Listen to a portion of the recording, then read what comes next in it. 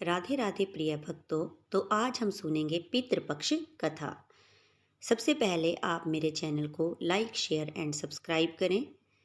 पितृपक्ष के बारे में श्री कृष्ण जी ने क्या कहा है, तो चलिए यह जानते हैं।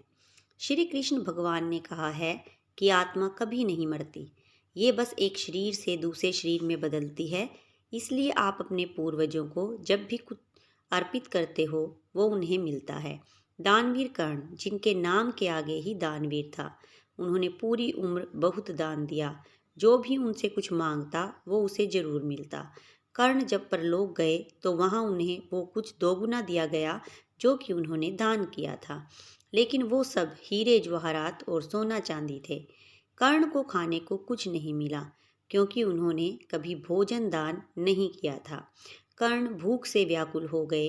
अंत में यमराज की विनती करके धरती पर जाकर फिर से दान करने की आज्ञा मांगी। यमराज ने कर्ण को 14 दिनों का वक्त दिया। कर्ण ने धरती पर आकर जमकर भोजन दान किया और श्राद्ध किया। जब कर्ण परलोक वापस आया तो उसके पास खाना पहुंच चुका था। इसीलिए हिंदुओं में भोजन दान करना बहुत शुभ माना गया है। श्राद्धों के दौरान तो गरीबों को भोजन खिलाना ही चाहिए। इसके जरिए हमारे पूर्वजों को सीधे ये पहुंच जाता है।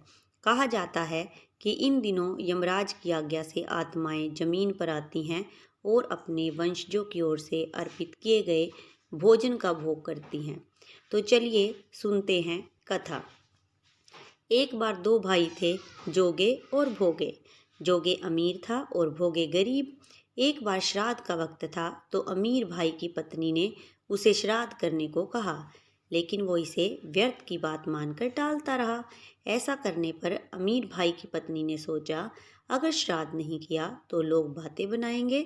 इसके लिए ऐसा करती हूँ कि अपने मायके वालों को दावत पर बुलाकर अपनी शान दिखाऊंगी।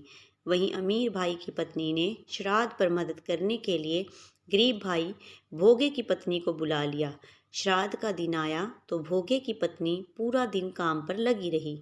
पूर्वजों के लिए खाना बनाया, लेकिन जैसे ही उसके पूर्वज खाने आए तो क्या देखा कि वहां पर तो अमीर भाई के ससुराल वाले खा रहे हैं।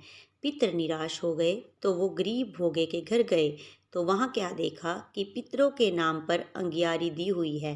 पितरों ने उसकी राख चाटी और भूखे ही चले गए। सबने आपस में बात की और कहा कि अगर भोगे अमीर होता तो उन्हें भूखा नहीं रहना पड़ता।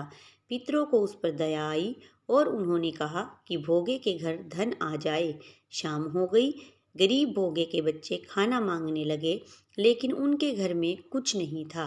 भोगे की पत्नी ने बच्चों को टालने के लिए झूठ ही कह दिया कि बाहर होदी के नीचे खाने को है, खा लो।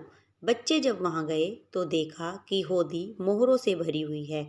दौड़े दौड़े बच्चे माँ के पास पहुँचे और सारी बात बताई। भोगे भी अब धनी हो गया।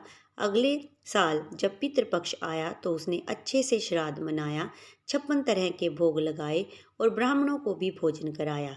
इससे पितर बहुत खुश हुए और भोगे का धन और कुल हमेशा बढ़ता ही गया। प्रिय भक्तों, तो आपको कथा कैसी लगी? ये कथा सुनने से आपके घर में सुख शांति और समृद्धि आती है।